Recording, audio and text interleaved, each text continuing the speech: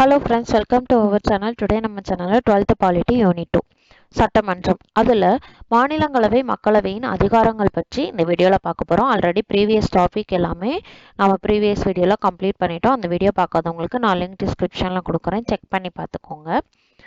Today topic உள்ள போறதுக்கு முன்னாடி ப்ரீவியஸ் வீடியோல என்னென்ன பார்த்தோம் அப்படின்றத ஜஸ்ட் ஒரு ரீகால் பண்ணிக்கலாம்.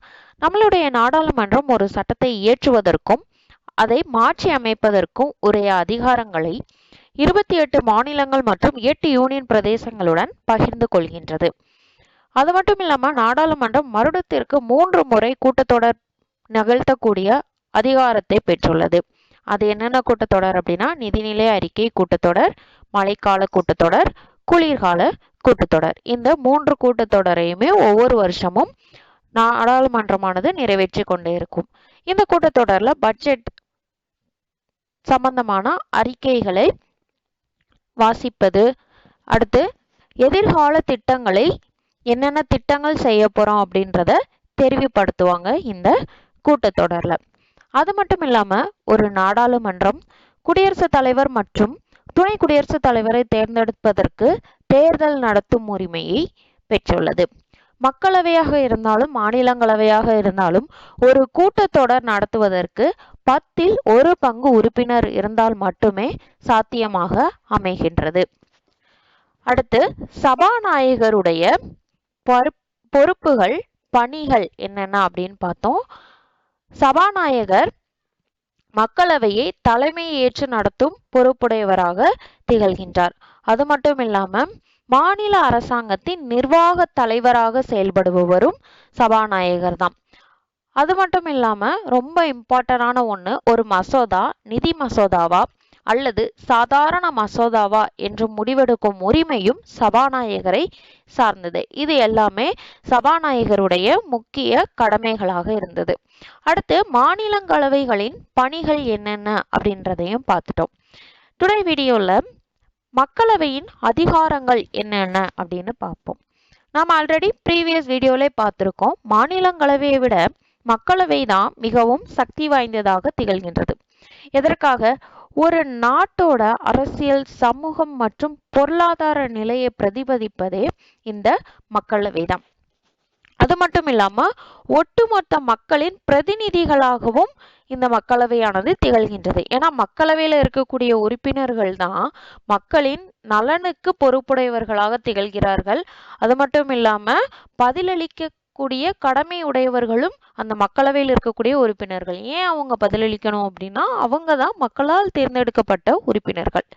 அதனாலதான் நாடாளுமன்றத்தை விட மக்களவை மிகவும் சக்தி வாய்ந்ததாக இருக்கின்றது. அதாவது நாடாளுமன்றத்துல மாநிலங்களவையை விட மக்களவை தான் மிகவும் உயரிய அமைப்பாக இருக்கின்றது.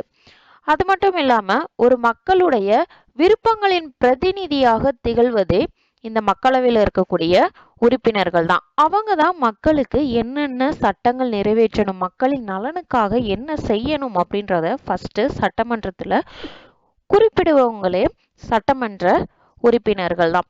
அது மட்டும் இல்லாம நாம் ஆல்ரெடி பார்த்திருக்கோம், ஒன்றிய பட்டியல், பொது பட்டியல், மாநில பட்டியல் அப்படின்னு துறைகளை 3ஆ பிரிச்சிருக்காங்க அப்படின்னு பார்த்தோம். அதுல ஒன்றிய பட்டியல் மற்றும் பொது பட்டியலில் உள்ள துறைகளில் சட்டம் இயற்றும் உரிமை மக்களவை நிறைவேற்றுகின்றது. அது மட்டும் இல்லாம ரொம்ப இம்பார்ட்டன்டான ஒண்ணு, பணம் சார்ந்த முன்வரைவுகளை மக்களவையில மட்டும்தான் நிறைவேற்ற முடியும். அந்த அதிகாரம் மக்களவைக்கே உரியது. நிதிநிலை அறிக்கை அல்லது பணம் சம்பந்தப்பட்ட எந்த ஒரு சட்டத்தையும் இயற்றக்கூடிய அதிகாரம் மக்களவைக்கே உள்ளது, மாநிலங்களவைக்கு கிடையாது. மாநிலங்களவை என்ன செய்யலாம் அப்படின்னா அந்த நிதி அறிக்கையை 14 நாட்கள் மட்டும் காலதாமதப்படுத்தலாம். 14 நாட்கள் கழிச்சு திருப்பி அதை என்ன செஞ்சிடணும், அவங்க மக்களவைக்கு அனுப்பிடணும். மாநிலங்களவையில அந்த மக்களவை சம்பந்தமான மாநிலங்களவையில நிதி நிலை அறிக்கை சம்பந்தமான ஏதாவது ஒரு கருத்து தெரிவிச்சாங்க அப்படின்னா அந்த கருத்தை மக்களவை ஏற்கவும் செய்யலாம் அல்லது நிராகரிக்கவும் செய்யலாம். இந்த உரிமை மக்களவைக்கு உண்டு. அடுத்து மக்களவையில எதுக்கு நிதிநிலை அறிக்கை தயார் செய்யணும். ஏன் அவங்க செய்யணும்? ஏன்னா ஒரு நாட்டின் பொருளாதார நிலையை தெரிவிக்கணும். மாநிலத்தில் இருக்கும் சட்டமன்றத்திற்கு மட்டுமே ஒரு நாட்டில் எவ்வளவு நிதிநிலை அறிக்கை செயல்படுத்தி கொண்டிருக்கின்றார்கள் அப்படின்றது தெரியும். அதனாலதான் மக்களவை உறுப்பினர்கள் தான் என்ன செய்வாங்க, மாநிலங்களவை உறுப்பினருக்கு நாங்க இவ்வளவு செலவு பண்ணியிருக்கோம், இந்த டைம்ல எங்களுக்கு இவ்வளவு நிதி செலவினம் ஆகியிருக்கு அப்படின்றத தெரியப்படுத்துவாங்க. அதனாலதான் இது மக்களவையுடைய பிரத்யேக கடமையாக கருதப்படுகின்றது. அது மட்டும் இல்லாம நம்பிக்கையில்லா தீர்மானம் இது மக்களவையில மட்டும்தான் நிறைவேற்ற முடியும், மாநிலங்களவையில நிறைவேற்ற முடியாது.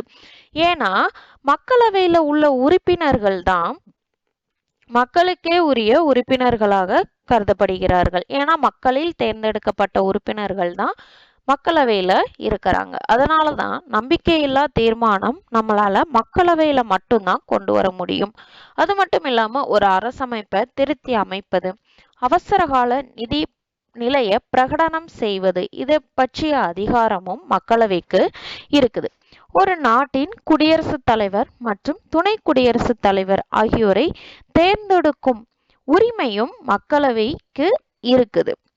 ஒரு மக்களவையில புதிய குழுக்கள் அல்லது ஆணைகள், ஏதோ ஒரு ஆணைகள் சட்டமானது நிறைவேற்றப்படுது அப்படின்னா அத நாடாளுமன்றத்தின் முன் சமர்ப்பிக்கும் உரிமையும் அது தொடர்பான பரிசீலனை செய்யும் உரிமையும் மக்களவைக்கு இருக்குது. மக்களவையில பெரும்பான்மையான ஆதரவு இல்ல பிரதமருக்கு அப்படின்னா பிரதமருடைய அமைச்சரவை மக்களவையின் நம்பிக்கை இழந்துட்டாங்கன்னு அர்த்தம். அப்படி இழந்துட்டாங்க அப்படின்னா அந்த மொத்த அரசுமே வெளியேறதான் செய்யணும். இது எல்லாமே மக்களவையின் அதிகாரங்கள். அடுத்து மாநிலங்களவையின் அதிகாரங்கள். மாநிலங்களவையின் அதிகாரங்களை மக்களவையோட ஒப்பிட்டு அதை 3ஆ பிரிக்கிறாங்க. என்னென்ன அப்படின்னா மக்களவையும் மாநிலங்களவையும் சம அளவில் அதிகாரம் உள்ள இடங்கள் 1. இரண்டாவது, மக்களவையும் மாநிலங்களவையும் சமமற்ற அதிகாரம் கொண்டுள்ள இடங்கள். 3வது, மாநிலங்களவையின் சிறப்பு அதிகாரங்கள் பற்றி நாம இப்ப பார்க்கலாம். ஃபர்ஸ்ட் மக்களவையும் மாநிலங்களவையும் எங்க சமநிலையில இருக்குன்னு பாருங்க. ஒரு சட்டத்தை முன்வரைவு செய்வது அல்லது திருத்த சட்டங்களை நிறைவேற்றுதல். 2வது, தொகுப்பு நிதியில் இருந்து செய்யப்படும் செலவினங்கள் தொடர்பான முன்வரைவுகளை அறிமுகப்படுத்துதல் மற்றும் நிறைவேற்றுதல். 3வது, குடியரசுத் தலைவர் மற்றும் துணை குடியரசுத் தலைவரை தேர்ந்தெடுத்தல் அல்லது அவர்களை பதவி நீக்கம் செய்யும் நடைமுறையில் பங்கேற்பது. 4வது, துணை குடியரசுத் தலைவரின் பதவி நீக்க தீர்மானத்தை முதல்ல மாநிலங்களவை தான் துவங்குவாங்க, பிறகுதான் மக்களவை அதை சாதாரண பெரும்பான்மை மூலம் ஏற்றுக்கொள்வாங்க. இதுல இந்த சாதாரண பெரும்பான்மை என்பது நம்ம பின்னாடி பார்க்கலாம், அப்போ உங்களுக்கு நல்லா புரியும். இப்ப ஜஸ்ட் நீங்க கேட்டு மட்டும் வச்சுக்கோங்க. 5th one, உச்ச நீதிமன்ற தலைமை நீதிபதி, பிற நீதிபதிகள், உயர்நீதிமன்ற தலைமை நீதிபதி, தலைமை தேர்தல் ஆணையர் மற்றும் இந்தியாவின் தலைமை தணிக்கை கணக்காயர் ஆகியோரை பதவி நீக்கம் செய்யும் பரிந்துரை இருவருக்கும் பொதுவானதாகவே இருக்கின்றது. அடுத்து, குடியரசுத் தலைவர் நிகழ்த்தக்கூடிய அவசர சட்டங்களுக்கு ஒப்புதல் அளிப்பது 2 அவைகளுக்கும் சமமான உரிமை பெற்றுள்ளது. நம்ம பார்த்திருக்கோம், மாநில அவசர நிலை, நிதி நெருக்கடி நிலை, தேசிய அவசர நிலை. 7வது, குடியரசுத் தலைவர் 3 விதமான அவசர நிலை பிரகடனங்களுக்கு ஒப்புதல் வழங்குதல். 2 அவைக்கும் குடியரசுத் தலைவர் ஒப்புதல் வழங்கணும்.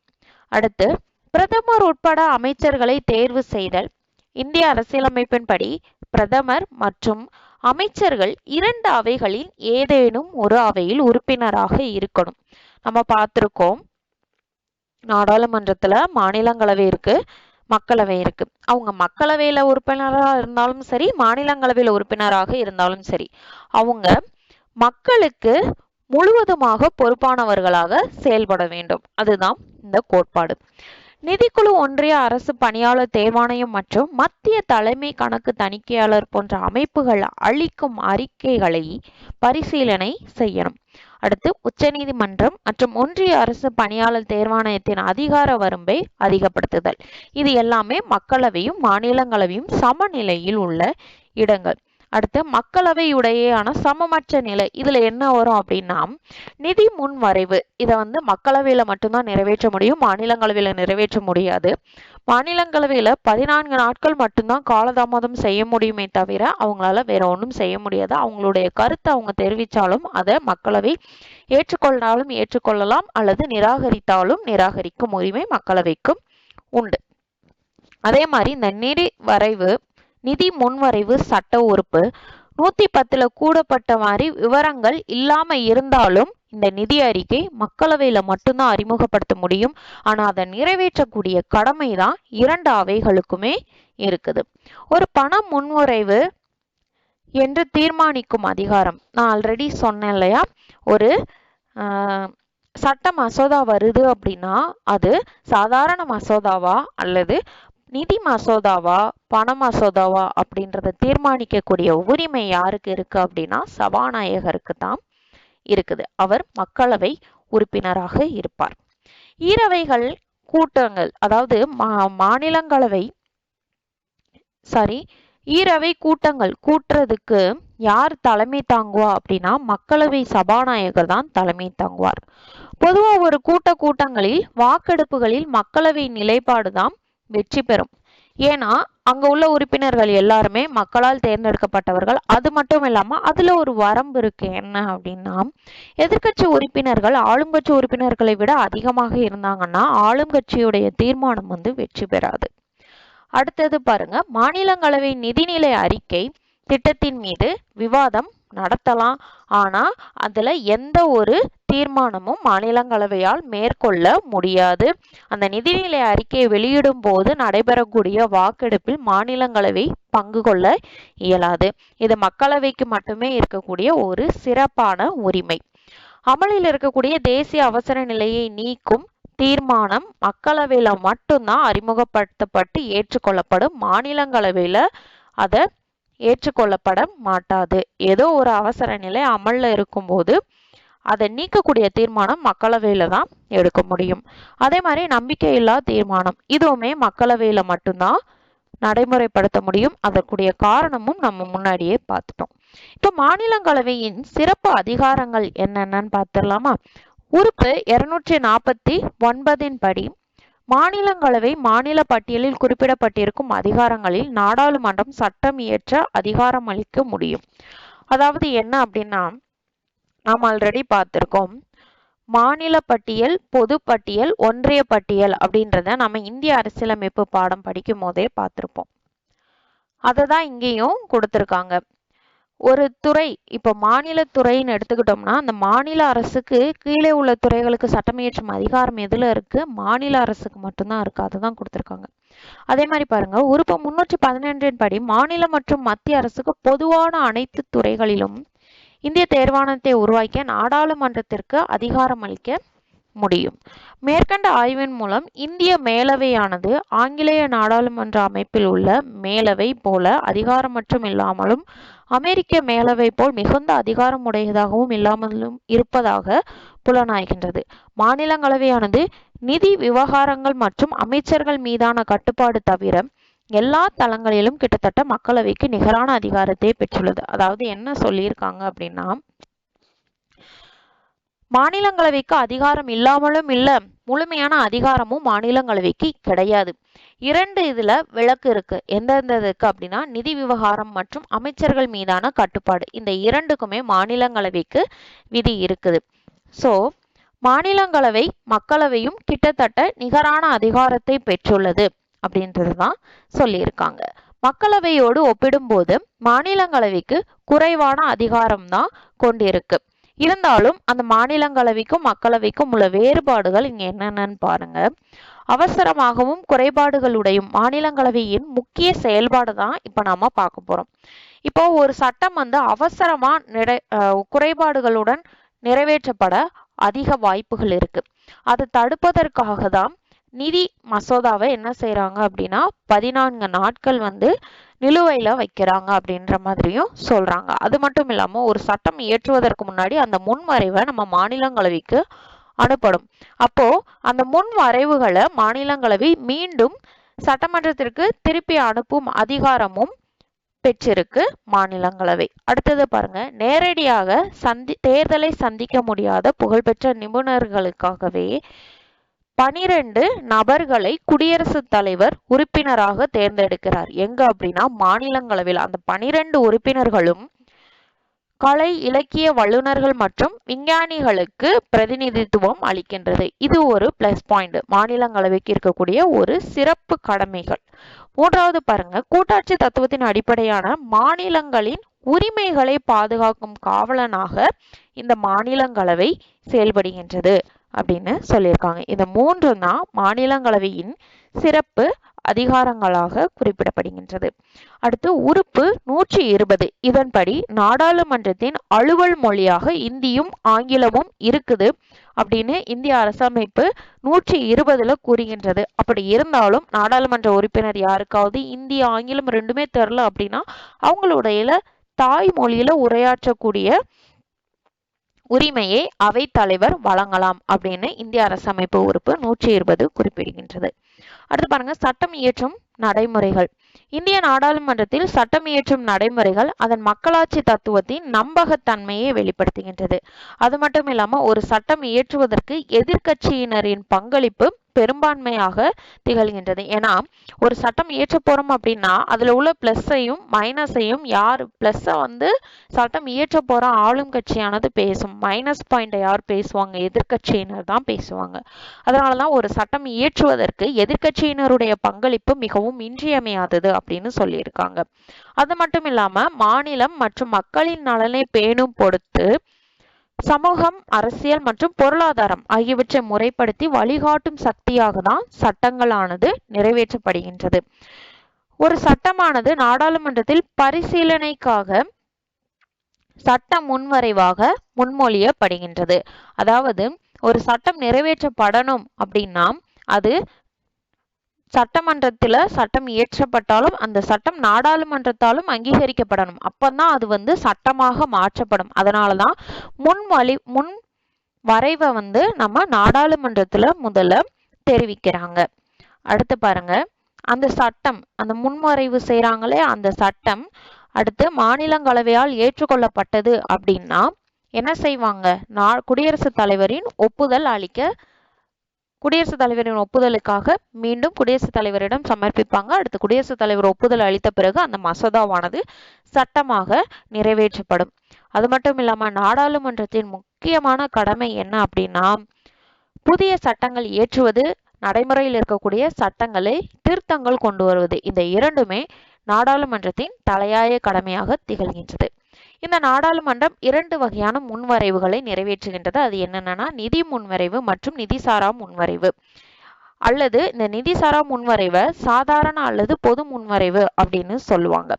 இது ஒரு சாதாரண சட்ட முன்வரைவு அப்படின்னா என்ன அப்படின்றத ஃபர்ஸ்ட் பார்க்கலாம். இந்த ஒரு சாதாரண சட்ட முன்வரைவு சட்டமாக இயற்றப்படுவதற்கு முன்னாடி பல்வேறு நிலைகளை கடந்து வரணும். இந்த சாதாரண சட்ட முன்வரைவுகளை நிறைவேற்றுவதற்காக நடைமுறைகளை 2 பகுப்புகளாக நம்மளுடைய அரசமைப்பு வழங்கியுள்ளது. அது என்னென்ன அப்படின்னா சாதாரண சட்ட முன்வரைவு எந்தெந்த நிலைகளை கடந்து வரணும் அப்படின்றத பாருங்க. ஃபர்ஸ்ட் 2 அவைகளிலும் அது விவாதிக்கப்படணும். அதுக்கடுத்து அதற்குரிய ஆலோசனைகள் வழங்கப்பட்டு அனைவரின் ஒப்புதல் பெற்ற பிறகுதான் அந்த முன்வரைவானது சட்டமாக இயற்றப்படும். இதுதான் சாதாரண சட்ட முன்வரைவு கடந்து வரும் நிலைகள். ஃபர்ஸ்ட் பாருங்க, முதல் நிலையில் சட்ட முன்வரைவானது ஏதேனும் ஒரு வரையில் அறிமுகப்படுத்தப்படுகின்றது. அடுத்து அந்த சட்ட முன்வரைவு என்ன செய்யும், வாசிக்கப்படும். வாசிச்சதுக்கு அப்புறம் அந்த சம்பந்தப்பட்ட அமைச்சர்களால் அந்த சட்ட முன்வரைவுகள் அறிமுகப்படுத்தப்படும். அடுத்து அந்த முன்வரைவு குறிப்பிட்ட தொழில்துறை சார்ந்த தொழில்நுட்ப வல்லுநர்களால் முன்வரைவு செய்யப்பட்டு அமைச்சரவை ஒப்புதல் பெறப்படணும். இந்த அமைச்சரவையில ஒப்புதல் பெற்ற பிறகு என்ன செய்வாங்க அப்படின்னா நாடாளுமன்றத்துக்கு அனுப்புவாங்க.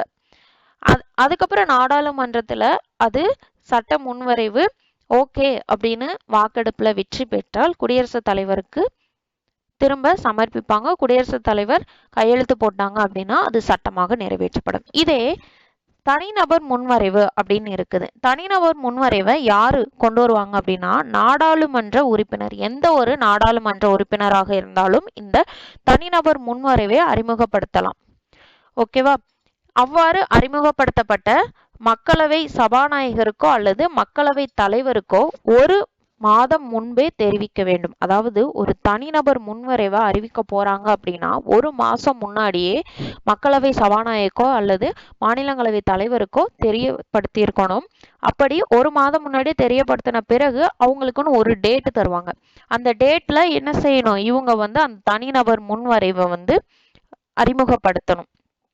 பொதுவா இந்த முன் வரைவு நிறைவேற்றப்படலாம், நிறைவேற்றப்படாமலும் இருக்கலாம்.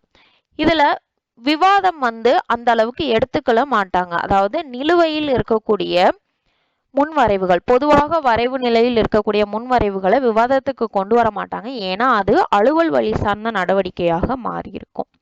முன்வரைவு சமர்ப்பிக்கப்பட்ட பிறகு இந்திய அரசு இதழ்ல இது என்ன செய்யும், பிரசுரிக்கப்பட்டு சபாநாயகர் அல்லது அவைத்தலைவர் முதல் வாசிப்புக்கு முன்னரே சில முன்வரைவுகளை அரசு இதழ்கள் அதாவது செய்தித்தாள்கள்ல வெளியிட அனுமதிப்பாங்க. அவ்வாறு முன்வரைவை சமர்ப்பிப்பதற்கு எந்த ஒரு தீர்மானமும் தேவை கிடையாது. இப்போ முன்வரைவின் முதல் வாசிப்பு நடைபெற்று 2 நாள் கழிச்சு என்ன செய்வாங்கன்னா இரண்டாவது வாசிப்பு நடைபெறும். அந்த இரண்டாவது வாசிப்பு கீழ்கண்ட 4 முறைகளில் ஏதேனும் ஒரு முறையை பின்பற்றுவாங்க இரண்டாவது வாசிப்புக்கு அடுத்து. அது என்னன்னு பாருங்க. ஃபர்ஸ்ட் அந்த முன்வரைவை மன்றத்தின் பரிசீலனைக்காக உடனடியாக எடுத்துக்கொள்ளப்படலாம். அதாவது அந்த முன்வரைவு கரெக்டா இருந்துச்சுன்னா உடனே அதை பரிசீலனை செய்வதற்கு அந்த மன்றமானது எடுத்துக்கொள்ளும். அப்படி இல்லை அப்படின்னா நாடாளுமன்ற தேர்வுக்குழுவுக்கு அனுப்பி வைப்பாங்க.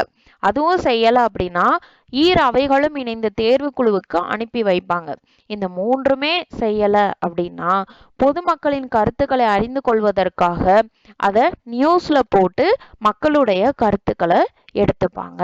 இவ்வாறு முன்வரைவு இந்த 4வது சுற்றுக்கு விடப்படுதல் அப்படின்னு சொல்லியிருக்காங்களே, அந்த சுற்றுக்கு விடப்பட்டாங்க அப்படின்னா என்ன செய்வாங்கன்னா அமைச்சர்களுடைய கருத்துக்கள், மக்களின் கருத்துக்கள் இது எல்லாத்தையும் கேட்டுட்டு அதுக்கப்புறம்தான் அதை நிறைவேற்றலாமா இல்லை நிறைவேற்றக்கூடாதா அப்படின்ற முடிவுக்கு வருவாங்க. அடுத்து இப்ப இந்த நிலை முடிஞ்சிருச்சு. அதுக்கப்புறம் குழு நிலை அப்படின்ற ஒரு நிலைக்கு அந்த சட்ட மசோதாவானது போகும். முன்வரைவு தேர்வுக்குழுவுக்கு பரிந்துரைக்கப்பட்டால் அவையின் சபாநாயகர் அல்லது அவைத்தலைவர் அந்த குழுவின் ஒரு உறுப்பினரையும் அல்லது தலைவரையும் நியமிப்பார். அந்த முன்வரைவை பரிசீலித்து அவைக்கு தனது அறிக்கையை அந்த குழுவானது சமர்ப்பிக்கணும். இததான் குழு நிலை அப்படின்னு சொல்லுவாங்க.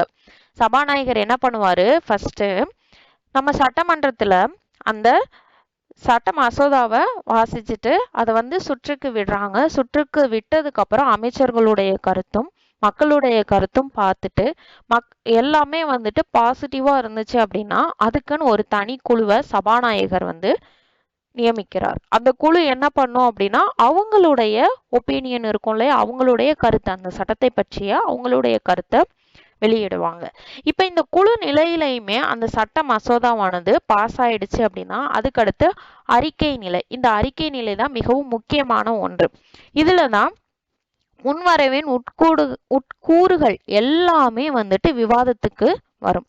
கடைசி விவாதத்துக்கு வந்ததுக்கு அப்புறம் என்ன செய்வாங்க, அந்த முன்வரைவுக்குன்னு ஒரு இறுதி வடிவம் கொடுப்பாங்க. இந்த இறுதி வடிவம் கொடுத்ததுக்கு அப்புறம் 3வது வாசிப்புக்கு அதை சமர்ப்பிப்பாங்க. இந்த 3வது வாசிப்பு அப்படின்றது நாடாளுமன்றத்துல முறையான ஒப்புதல் பெறக்கூடியதை தான் 3வது வாசிப்பு. முதல் 2 வாசிப்பு ரெண்டுமே சட்டமன்றத்துல தான் நடக்கும். அடுத்து 3வது வாசிப்புக்கு தான் அது நாடாளுமன்றத்துக்கு போகும். இந்த 3வது வாசிப்புக்கு அடுத்து அங்கேயுமே ஏதாவது பரிசீலனை இருந்தது, அதாவது ஏதாவது மாற்றணும் அப்படின்ற மாதிரி இருந்துச்சுன்னா அதை மாற்றிட்டு கடைசி என்ன பண்ணுவாங்கன்னா குடியரசுத் தலைவரின் ஒப்புதலுக்கு கொடுப்பாங்க. அடுத்து குடியரசுத் தலைவர் அது சைன் போட்டு அந்த சட்ட மசோதாவை சட்டமாக மாற்றுவார். அந்த முன்வரைவு சமர்ப்பிக்கப்பட்டு அவையில நிறைவேற்றினதுக்கு பிறகுமே அந்த அவையில அது நிராகரிக்கப்படலாம் அப்படின்னு சொல்லியிருக்காங்க. அப்படி இல்லை அப்படின்னா 6 மாத காலத்திற்கு பிறகு திருப்பி அனுப்பாமல் அதை நிறுத்தி வைக்கக்கூடிய உரிமையும் இருக்குது. இந்த மாதிரி சமயங்கள்ல என்ன பண்ணுவாரு அப்படின்னா சபாநாயகர் இல்லாத காலத்துல துணை சபாநாயகர் ஈரவைகளின் கூட்டங்களுக்கு தலைமையேற்று நடத்துவார். அடுத்து அந்த கூட்டங்கள்ல அந்த நிலுவையில் இருக்கக்கூடிய மசோதாவுக்கு என்ன முடிவு எடுக்கப்படுதோ அதுதான் ஃபைனலாக இருக்கும். முன்வரைவுக்கு குடியரசுத் தலைவர் ஒப்புதல் அளித்தா அது சட்டமாகப்படும், ஒப்புதல் அளிக்கலனா அது சட்டமாக ஆகாது. அடுத்தது பாருங்க, அது என்ன பண்ணுவாங்க, அந்த குடியரசுத் தலைவர் ஒப்புதல் இல்லை அப்படின்னா திரும்ப மறுபரிசீலனைக்கு அனுப்பி வைக்கப்படும் எங்க சட்டமன்றத்துக்கு. ஆனா சட்டமன்றம் மறுபரிசீலனை பண்ணி திருப்பியும் குடியரசுத் தலைவருக்கு அந்த சட்ட மசோதாவை அனுப்பிட்டாங்க அப்படின்னா குடியரசுத் தலைவருக்கு வேற வழியே கிடையாது, அவங்க சைன் பண்ணி தான் ஆகணும். அந்த சட்டமானது கண்டிப்பாக நிறைவேற்றப்படும். இது அவசர நிலையிலும் குறைபாடுகளுடன் சட்டம் இயற்றப்படுவதை தடுப்பதற்காக இந்த முறையானது கொண்டு வரப்பட்டது. முதல்ல என்ன செய்வாங்க, முதல் வாசிப்பு இரண்டாம் வாசிப்பு இரண்டுமே சட்டமன்றத்துல நடக்கும். சட்டமன்றத்துல இரண்டாம் வாசிப்பு முடிஞ்சதுக்கு அப்புறம் என்ன பண்ணுவாங்க, ஒன்று அதை நேரடியா எடுத்துப்பாங்க, அப்படி இல்லை அப்படின்னா மக்களை சுற்றிவிடப்படும். அப்படின்னு பார்த்தோமா 4 முறையில அந்த மசோதாவானது என்ன முடிவெடுக்காங்களோ அதன்படி ப்ராசஸ் நடக்கும். இஃப் சப்போஸ் அவங்க சுற்று விட்டாங்க அப்படின்னா மக்கள் மற்றும் சட்டமன்ற உறுப்பினர்கள் அமைச்சர்களுடைய கருத்துக்கள் பாசிட்டிவா வந்துச்சுன்னா அடுத்து குழு நிலைக்கு மாற்றுவாங்க. குழு நிலையில அது பாஸ் ஆயிடுச்சு அப்படின்னா அறிக்கை நிலைக்கு மாற்றுவாங்க. அறிக்கை நிலையிலையும் அது ஓகே ஆயிடுச்சு அப்படின்னா அடுத்து குடியரசுத் தலைவருக்கு கொடுப்பாங்க. குடியரசுத் தலைவர் என்ன பண்ணுவாரு, சைன் பண்ணி சட்டமாக்குவாரு. இப் சப்போஸ் குடியரசுத் தலைவருக்கு அதை மறுபரிசீலனை பண்ணுங்க அப்படின்னு சொல்லி குடியரசுத் தலைவர் திருப்பி மக்களவைக்கு அனுப்பினாலும் அவங்க என்ன பண்ணுவாங்க, திருப்பி அவங்க மறுபரிசீலனை பண்ணி திருப்பி குடியரசுத் தலைவருக்கு அனுப்பும்போது குடியரசுத் தலைவர் சைன் பண்ணியே ஆகணும், வேற வழி அவங்களுக்கு கிடையாது. அடுத்தது பாருங்க, தனிநபர் சட்ட முன்வரைவு. இப்போ நம்ம பார்த்தது எல்லாமே அமைச்சர்கள் தான் சட்டத்தை நிறைவேற்றுவாங்க. தனிநபர் சட்ட முன்வரைவு அப்படின்னா அமைச்சர் அல்லாத உறுப்பினர்கள், அதாவது எதிர்கட்சி உறுப்பினர்கள்லாம் இருப்பாங்க இல்லையா. இப்போ 8 துறை இருக்கு அப்படின்னா 8 அமைச்சர்கள் மட்டும் இருப்பாங்க. அந்த அமைச்சருக்கு கீழே வேலை பார்க்குற உறுப்பினர்கள் இருப்பாங்க இல்லையா, அவங்களதான் அவங்க கூட சட்ட முன்வரைவை கொண்டு வரலாம். அதுதான் தனிநபர் சட்ட முன்வரைவு அப்படின்னு சொல்றாங்க. நாடாளுமன்றத்துல ஆளும் கட்சி மற்றும் எதிர்கட்சிகளை சேர்ந்த யார் வேணாலும் இந்த தனிநபர் சட்ட முன்வரைவை கொண்டு வரலாம். ஆனா தனிநபர் சட்ட முன்வரைவு என்பது அமைச்சரவையிலோ நிர்வாகத்திலோ உறுப்பினராக இல்லாத ஒருவரால கொண்டு வர வேண்டும். ஆனா அவரு நாடாளுமன்ற உறுப்பினராக இருக்க வேண்டும். இந்த தனி நபர் சட்ட முன்வரைவு ஒவ்வொரு வாரம் விட்டு அதாவது ஒரு வாரம் விட்டு ஒரு வாரம் வெள்ளிக்கிழமையில மதியம் 2 மணிலிருந்து 6 மணி வரைக்கும் இது நடைபெறும். இந்த சட்ட முன்வரைவு கொண்டு வரணும் அப்படின்னா 1 மாசத்துக்கு முன்பாகவே அவங்க அறிவிப்பு தெரிஞ்சிருக்கணும். அந்த தனிநபர் முன்வரைவு நிராகரிக்கப்பட்டாலும் அந்த ஆட்சிக்கு எந்த ஒரு பாதிப்புமே கிடையாது. இதுவரை நாடாளுமன்றத்துல 14 தனிநபர் சட்ட முன்வரைவு மட்டும்தான் நிறைவேற்றப்பட்டிருக்கு. கடைசியாக தனிநபர் சட்ட முன்வரைவு எப்போ நிறைவேற்றப்பட்டது அப்படின்னா 1970ஆம் ஆண்டு நிறைவேற்றப்பட்டது. தனிநபர் முன்வரைவுகளில் பெரும்பான்மையானது விவாதிக்கிறதுக்கு கூட கொண்டு வர மாட்டாங்க. ஏன்னா எந்த கருத்து முக்கியமானதாக இருக்கோ அதை மட்டும்தான் அமைச்சரவைக்கு விவாதிக்கவே கொண்டு வருவாங்க. அமைச்சரவை சட்டத்தில் திருத்தம் கோரும் முன்வரைவுகள் கூட தனிநபர் முன்வரைவாக இருக்கலாம். ஆனா நிதி முன்வரைவுகளை தனிநபர் சட்ட முன்வரைவாக கொண்டு வர முடியாது. ஏன்னா அது மக்களவைக்கு மட்டும் பிரத்யேகமாக இருக்கப்பட்ட முக்கியமான கடமை. இங்க பாருங்க, இந்த டேபிள்ல கொடுத்திருக்காங்க பாருங்க. 16வது மக்களவையில 206 தனிநபர் முன்வரைவுகள் அறிமுகம் செய்யப்பட்டது. ஆனா அதுல இருந்து 6 மட்டும்தான் விவாதத்துல எடுத்துக்கொள்ளப்பட்டது. இது அந்த அவையின் உரிமைதான். அடுத்து பாருங்க, 3ஆம் பாலின நபர்களின் உரிமை சட்ட முன்வரைவு. இது 2014ஆம் ஆண்டு திருச்சி சிவா அவர்களால் தனிநபர் சட்ட முன்வரைவாக கொண்டு வரப்பட்டது. இது நிறைவேற்றவும் பட்டிருக்கு. இந்தியாவில் 3ஆம் பாலின மக்களை சந்தித்து வரக்கூடிய புறக்கணிப்புகளுக்கு முடிவு கட்டுவதற்காக இந்த சட்ட முன்வரைவானது கொண்டு வரப்பட்டது. அடுத்து பாருங்க, சட்டமன்ற அமைப்புகள் மற்றும் அதனுடைய அதிகாரம் செயல்பாடுகள் என்னென்னு பார்க்கலாம். இந்த சட்டமன்ற அதிகாரம் செயல்பாடுகளை 3 பட்டியலா நாம பிரிக்கலாம். அது என்னென்ன அப்படின்னா ஒன்றிய பட்டியல், மாநில பட்டியல், பொதுப்பட்டியல். இந்த இந்திய அரசியலமைப்பு 7வது அட்டவணையில தான் இந்த மத்திய மற்றும் மாநிலங்களின் சட்ட ரீதியான அதிகாரங்களும் செயல்பாடுகளும் பற்றி குறிப்பிட்டிருக்காங்க. இந்த ஒன்றிய பட்டியல், மாநில பட்டியல், பொதுப்பட்டியல்லாம் ஒண்ணுமே கிடையாது. ஒன்றிய பட்டியல்ல உள்ள துறைகள் மீது சட்டம் இயற்றுவதற்கு நாடாளுமன்றத்துக்கு மட்டும்தான் அதிகாரம் இருக்கு. அது மாதிரி மாநில பட்டியல்ல கீழே இருக்கக்கூடிய துறைகள் மீது பிரத்யேகமான அதிகாரம் மாநில சட்டமன்றத்திற்கு இருக்கு. ஆனா இந்த பொது பட்டியல்ல மத்திய மற்றும் மாநில அரசுகள் இரண்டுமே சட்டம் இயற்றலாம். ஆனா இதுல ஏதேனும் முரண்பாடு ஏற்பட்டதுன்னா கடைசி மத்திய அரசனுடைய அதிகாரம் தான் மேலோங்கும். இந்த பட்டியலில் குறிப்பிடப்படாத எஞ்சியுள்ள அதிகாரங்கள் எல்லாமே மத்திய அரசிடம்தான் இருக்கும். அந்த பட்டியல் நமக்கு கீழே கொடுத்துருப்பாங்க. அந்த டேபிள் பார்த்துட்டு பார்த்துடலாம். நம்ம சாதாரண சட்ட முன்வரைவு, நிதி சட்ட முன்வரைவுன்னு பார்த்தோமா. சாதாரண சட்ட முன்வரைவு மாநிலங்களவையில அல்லது மக்களவை, இந்த ரெண்டுல எங்கனாலும் கொண்டு வரலாம். ஆனா நிதி சட்ட முன்வரைவு மக்களவையில மட்டும்தான் கொண்டு வரணும். அடுத்து செகண்ட் பாயிண்ட் பாருங்க, அமைச்சர் அல்லது எந்த ஒரு உறுப்பினராலும் சாதாரண சட்ட முன்வரைவு அறிமுகப்படுத்தப்படலாம். ஆனா நிதி சட்ட முன்வரைவு அமைச்சர்கள் மட்டும்தான் அறிமுகப்படுத்தணும். அடுத்தது பாருங்க, குடியரசுத் தலைவர் பரிந்துரை இல்லாமலேயே சாதாரண சட்ட முன்வரைவு அறிமுகப்படுத்தலாம். ஆனா நிதி முன்வரைவு அப்படி கிடையாது, குடியரசுத் தலைவருடைய ஒப்புதல் வேணும். அடுத்து பாருங்க, மாநிலங்களவை திருத்தவோ நிராகரிக்கவோ முடியும். எதை? சாதாரண சட்ட முன்வரைவை. ஆனா நிதி சட்ட முன்வரைவை மாநிலங்களவையால நிராகரிக்கவோ திருத்தவோ முடியாது. அவங்களுடைய கருத்தை சொல்லலாம், அதை ஏற்பதும் ஏற்காமல் விடுவதும் மக்களவையுடைய கடமை. ஓகேவா? அடுத்தது பாருங்க, 5th ஒன், எந்த முடிவு எடுக்காமல் 6 மாத காலத்திற்கு மாநிலங்களவை முன்வரைவை நிறுத்தி வைக்க முடியும். உண்மைதான், சாதாரண சட்ட மசோதாவை மாநிலங்களவை 6 மாசம் வரைக்கும் நிறுத்தி வைக்கலாம். ஆனா நிதி மசோதாவை 14 நாள் மட்டும்தான் நிறுத்தி வைக்க முடியும். அடுத்தது பாருங்க, மக்களவையில இந்த சாதாரண சட்ட முன்வரைவு வந்திருந்தாலும் அதற்கு மக்களவை சபாநாயகருடைய சான்றளிப்பு தேவையே கிடையாது. ஆனா மாநிலங்களவைக்கு இது செல்லும் போது மக்களவை சபாநாயகருடைய சான்றளிப்பு வேண்டும். எதற்காக? நிதி மசோதா அறிமுகப்படுத்தும் போது. சாதாரண மசோதா மக்களவைக்கு வந்திருந்தாலும் அதற்கு சபாநாயகருடைய சான்றளிப்பு தேவை கிடையாது. அடுத்து பாருங்க, சாதாரண சட்ட மசோதா 2 அவைகளிலும் ஏற்றுக்கொண்ட பிறகுதான் குடியரசுத் தலைவர் ஒப்புதலுக்கு அனுப்புவாங்க. இந்த அவைகளின் கருத்து வேறுபாட்டால் முடக்கம் ஏற்பட்டது அப்படின்னா என்ன செய்வாங்க? ஒரு கூட்டத்தொடரை குடியரசுத் தலைவர் கூட்டுவாரு. ஆனா நிதி மசோதா மக்களவையில மட்டும்தான் நிறைவேற்ற முடியும். இருந்தாலும் குடியரசுத் தலைவரின் ஒப்புதலுக்கு இந்த நிதி மசோதா அனுப்பப்பட்டே ஆகும்.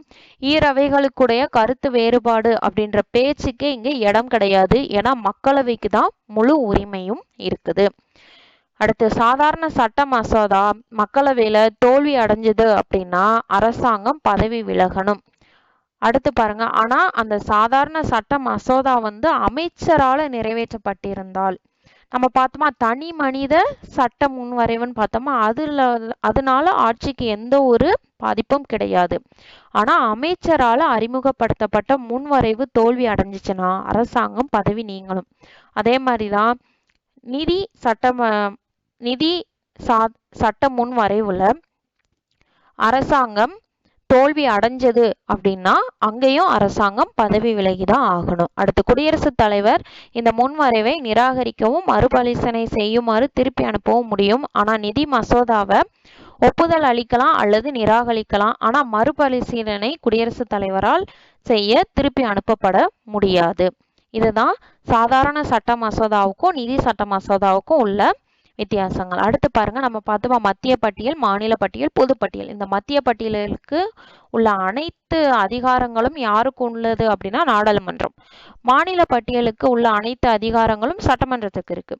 பொதுப்பட்டியல நாடாளுமன்றமும் சட்டம் இயற்றலாம், சட்டமன்றமும் சட்டம் இயற்றலாம். ஆனா கடைசி நாடாளுமன்றம் என்ன முடிவு எடுக்குதோ அதுதான் கடைசியா இருக்கும். அதுதான் நம்ம ஆல்ரெடி நான் எக்ஸாம்பிள் கூட சொல்லியிருப்பேன், நம்மளோட நீட் எக்ஸாம் சொல்லியிருப்பேன். நம்மளுடைய சட்டமன்றத்துல என்ன சொல்றாங்க? மாநில அரசாங்கம் நீட் வேண்டாம் அப்படின்றாங்க. ஆனா மத்திய அரசாங்கம் என்ன சொல்லுது? நீட்டு கண்டிப்பா வரணும். அப்ப கடைசி யாருடைய முடிவு ஜெயிச்சது அப்படின்னா நீட் நடந்துட்டு இருக்கு. அப்போ பார்லிமெண்ட் என்ன முடிவு எடுக்குதோ அதுதான் இந்த பொதுப்பட்டியல்ல உள்ள துறைகளுக்கு இறுதியான தீர்ப்பாக இருக்கும். பாருங்க, கல்வி அதுல இருக்கு பொதுப்பட்டியல். அடுத்து விவசாய நிலங்கள் தவிர சொத்து பரிமாற்றம், அடுத்து வனத்துறை இருக்கு, தொழிற்சங்கங்கள் இருக்கு, கலப்படம், தத்தெடுப்பு மற்றும் வாரிசு தொடர்ச்சி. இந்த 6மே பொதுப்பட்டியல்ல இருக்கு. இது எல்லாமே ஒரு தடவை ரீட் பண்ணிக்கோங்க. நான் நீங்க தெரிஞ்சுக்கணும் அப்படின்றதுக்காக தான் இதை சொன்னேன். அடுத்து பாருங்க, ஒரு செயல்பாடு விவாதம்.